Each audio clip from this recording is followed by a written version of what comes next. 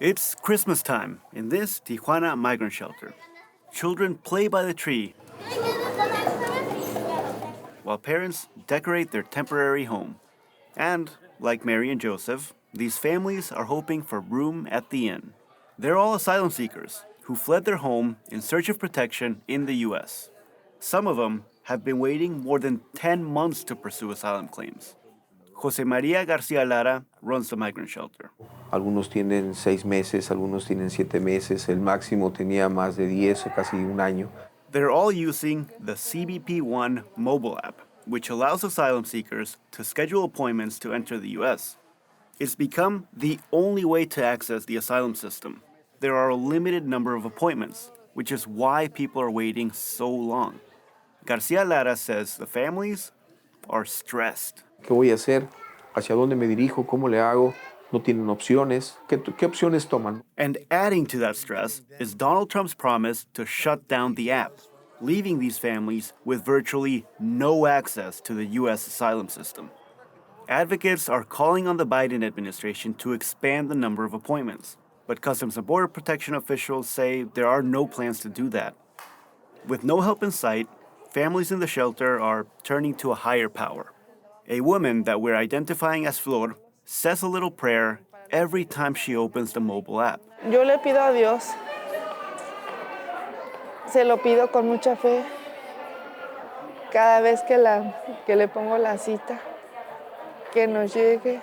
She fled her home in Mexico after a relative molested her son, and other family members threatened to beat her for reporting it to the police.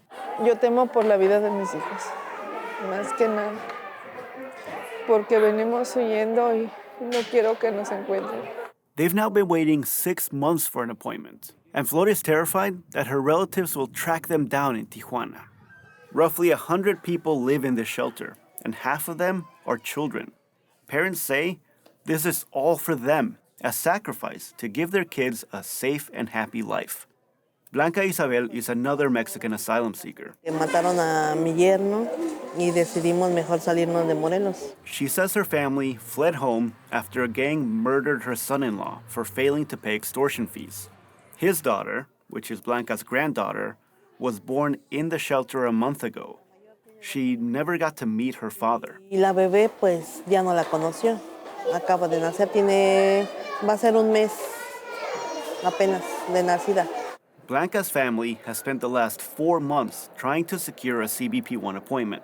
She says other families have gotten so tired of waiting that they decided to cross the border illegally. They've thought about doing the same, but Blanca doesn't think they could make the dangerous journey with a newborn. So their only hope is to get an appointment before Trump's inauguration. Eso es lo que me preocupa, que pues si quitan la aplicación, nosotros, ¿qué va a ser de nosotros? Meanwhile, Garcia Lara wonders how much longer he can keep the shelter running. Their power was cut off during the first week of December because they couldn't pay the $1,000 electrical bill. The lights came back on only after 2 donors paid the bill. Y vuelvo a decir, gracias a ellos hemos podido sobrevivir. But Garcia Lara still isn't sure if he's going to be able to keep the lights on. He doesn't know how he's going to come up with the money to pay for next month's bill. Gustavo Solis, KPBS News.